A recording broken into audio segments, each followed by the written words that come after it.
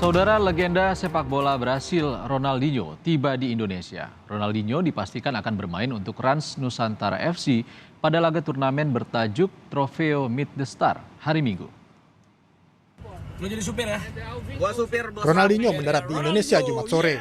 Kedatangan legenda Brasil ini atas undangan Raffi Ahmad, CEO klub Rans Nusantara FC. Ronaldinho akan bermain membela Rans Nusantara pada ajang Trofeo Meet the Star dan akan menjajal skill pesepak bola tanah air kala Rans Nusantara jumpa Arema dan Persik Kediri di Stadion Kanjuruhan Malang.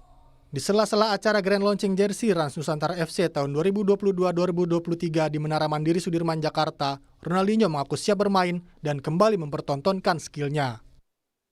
Sim, sei, de tantos jogadores que vêm para cá, então acabamos acompanhando por ter companheiros brasileiros, então a gente vê o crescimento toda vez que vem brasileiro para cá, sempre leva notícias do Brasil, então a gente acaba conhecendo.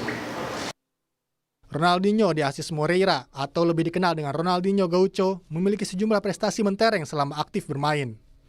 Di tahun 2002, bersama tim nasional Brasil, Ronaldinho berhasil meraih trofi Piala Dunia.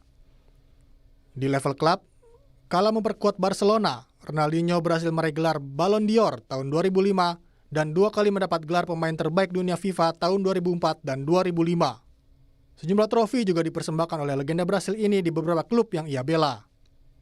Tidak hanya akan bermain di turnamen pramusim, Ronaldinho pun dijadwalkan akan memberikan coaching klinik dan bertemu dengan para fans di tanah air.